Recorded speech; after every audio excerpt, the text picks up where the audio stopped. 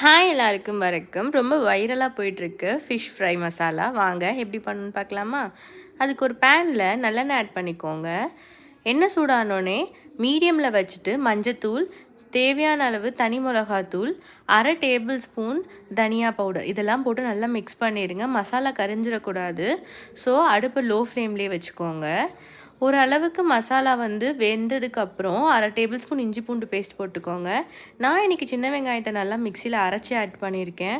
உங்களுக்கு வேணும்னா குட்டி குட்டியாக கட் பண்ணியும் ஆட் பண்ணிக்கலாம், இல்லைன்னா அம்மியில் போட்டு லைட்டாக இடிச்சும் ஆட் பண்ணிக்கலாம். இந்தளவு நல்லா வெந்ததுக்கப்புறம் நான் இப்போ புளி தண்ணியை ஆட் பண்ணிக்கிறேன். புளி தண்ணியை ஆட் பண்ணதுக்கப்புறம் இதை எல்லாத்தையும் மிக்ஸ் பண்ணி விட்டுருங்க. ஃபுல்லாக மிக்ஸ் பண்ணி விட்டுட்டு இதுக்கு தேவையான அளவு உப்பும் ஆட் பண்ணிக்கோங்க.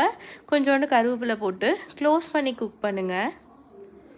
இந்த அளவுக்கு நல்லா அந்த வெங்காயம் குக் ஆன பிறகு நான் மத்தி மீனை ஆட் பண்ணிடுறேன். இதில் மத்தி மீன் ஆட் பண்ணுங்கள், அப்போ தான் டேஸ்ட் ரொம்ப சூப்பராக இருக்கும். க்ளோஸ் பண்ணிவிட்டு ஒரு 5 மினிட்ஸ் குக் பண்ணுங்கள். அண்ட் தென் திருப்பி போட்டுட்டு இன்னொரு சைடையுமே க்ளோஸ் பண்ணிவிட்டு ஒரு 5 மினிட்ஸ் நம்ம குக் பண்ணி எடுக்கணும். மீனை மசாலாவில் ஃபுல்லாக நல்லா டிப் பண்ணி விட்டுருங்க.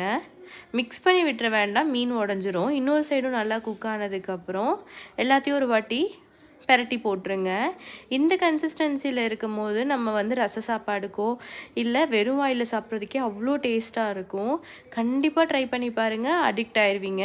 இந்த மாதிரி மோர் வீடியோஸ்க்கு என் சேனல் சப்ஸ்கிரைப் பண்ணி வச்சுக்கோங்க. தேங்க்ஸ் ஃபார் வாட்சிங். பாய்.